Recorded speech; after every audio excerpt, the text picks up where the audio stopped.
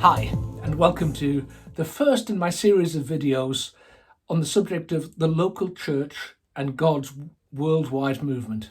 The aim of these videos is to help local church leaders think through what their churches can do to be involved in what God is doing around the world today. The videos will be short, videos and podcasts. They'll be short, around 5 minutes. Obviously, in all of that, I can't go into great deal of detail, but the idea is to give you something to think about as you process how you can be involved in what God is doing. So this first video will look very briefly at a biblical basis for our involvement in what God is doing around the world. Now, when we think about a biblical basis on this subject, we tend to default to thinking about the Great Commission passages. That's the end of Matthew's Gospel, Matthew 28, beginning of Acts, Acts 1, John 20, the end of Luke. There are a number of passages that we tend to go to when we're thinking about this. And these passages are very, very important. It is important that we consider how we reach out to others. Paul's concern to preach the gospel where nobody had heard is still a call to us today. There are millions of those who have not been reached by the gospel, and we have to reach out to them. But I think we make a mistake when we think about our involvement in God's worldwide movement only on the basis of the Great Commission. And I'd briefly like to discuss two issues that I see. The first is that we need to think in a whole biblical context. We can't just take verses from the end of the Gospels, from the beginning of Acts, and assume that they say everything on a subject. We wouldn't pick out one or two verses in any other area of church life, so why would we do that in this case?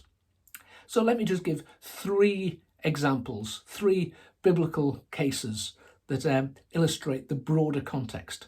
The first, Genesis chapter 12, where God calls Abraham and says to him that he will make his descendants a great nation, and they will bless all of the nations. Right back in the beginning of the book of Genesis, God's purpose is to bless all of the nations on the earth. And then skip ahead to Revelation chapter 5, and you see people from every tribe, tongue, and nation worshipping the Lamb. Right from the beginning to the end, this theme of all nations is important.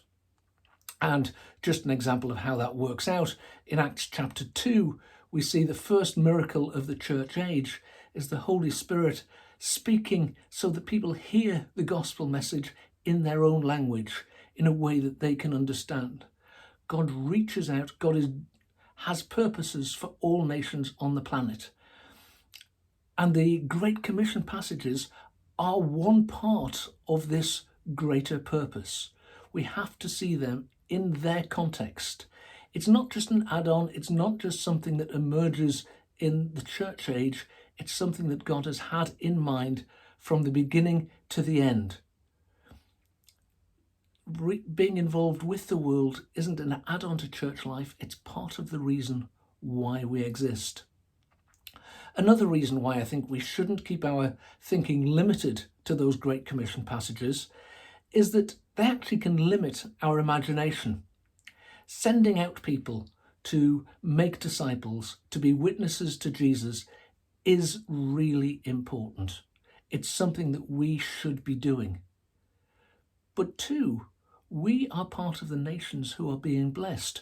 We have to think also in terms of receiving, of mutuality. I think Paul's extended metaphor on the body is really important here. We tend to think about the different parts of the body, the different members, as applying to individuals, but equally they apply to churches. The church in Nigeria needs that special contribution that only the church in Britain can bring. But equally, and this can be harder for us to grasp, the church in Britain needs that special contribution that only the church in Nigeria can bring. Our involvement in God's worldwide movement has to be mutual, has to involve people from in all directions. Just a couple of examples of that from the New Testament. In Acts 11, the church in Antioch, a baby church, sends a financial gift to the mother church in Jerusalem. In Acts 15, you see the same thing happening. The church, the founder church, the one that had been there, the one where the apostles lived, received blessing and gifts from the smaller, newer churches. And we have to think in those terms too.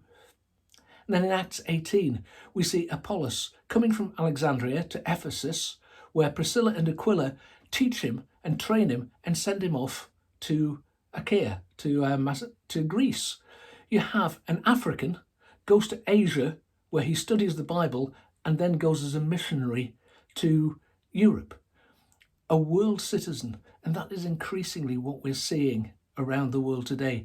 Our involvement in what God is doing may well be to help people from one continent reach another. It may not just involve sending Brits to other parts of the world. And that's why I'm calling this series The Local Church and God's Worldwide Movement, because our involvement in what God is doing includes, but is not limited to, what we traditionally call mission. Our involvement should be much broader than what we think of as mission. So, next video, we'll look at elements of a strategy for worldwide involvement.